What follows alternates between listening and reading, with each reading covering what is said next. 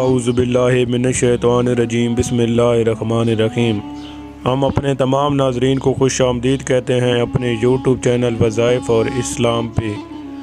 नाज़रीन, आज का वाक़या है अबू जहल और खुदा के सिपाही। अबू जहल ने हज़ूर नबी करीम सल्लल्लाहु अलैहि वसल्लम को काबा में नमाज़ पढ़ने से मना किया था और वो एलानिया कहा करता था कि अगर मैंने मोहम्मद सल्लल्लाहु अलैहि वसल्लम को नमाज़ पढ़ते देखा तो अपने पाँव से उनकी गर्दन कुचल दूंगा और उनका चेहरा खाक में मिला दूंगा, नाउज़ुबिल्लाह। चुनाचे वो अपने इस फासिद इरादे से हजूर सल्लल्लाहु अलैहि वसल्लम को नमाज़ पढ़ते देखकर आपके करीब आया, मगर अचानक उल्टे पाँव भागा, हाथ आगे बढ़ाए हुए जैसे कोई किसी मुसीबत को रोकने के लिए हाथ आगे बढ़ाता है। चेहरे का रंग उड़ गया और बदन की बोटी बोटी कांपने लगी। इसके साथियों ने पूछा कि तुम्हारा क्या हाल है?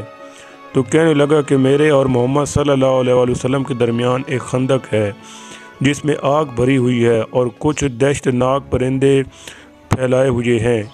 इससे मैं इस कदर खौफजदा हो गया कि आगे नहीं बढ़ सका और हाँफते कांपते किस तरह जान बचा कर भागा। नमाज के बाद हुजूर सल्लल्लाहु अलैहि वसल्लम ने फरमाया कि अगर अबू जहल मेरे करीब आता तो फरिश्ते इसका एक एक उज़ू जुदा कर देते। इसके बाद भी अबू जहल अपनी खबासत से बाज नहीं आया और हुजूर सल्लल्लाहु अलैहि वसल्लम को नमाज पढ़ने से मना करने लगा।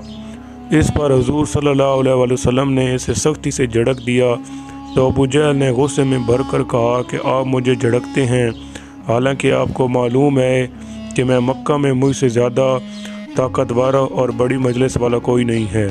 खुदा की कसम, मैं आपके मुकाबले में सवारों और पैदलों से इस मैदान को भर दूंगा।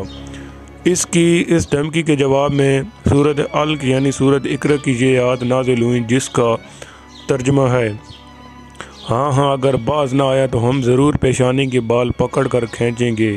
कैसी पेशानी, झूठी खताकार, अब पुकारे अपनी मजलिस को, अभी हम सिपाहियों को बुलाते हैं।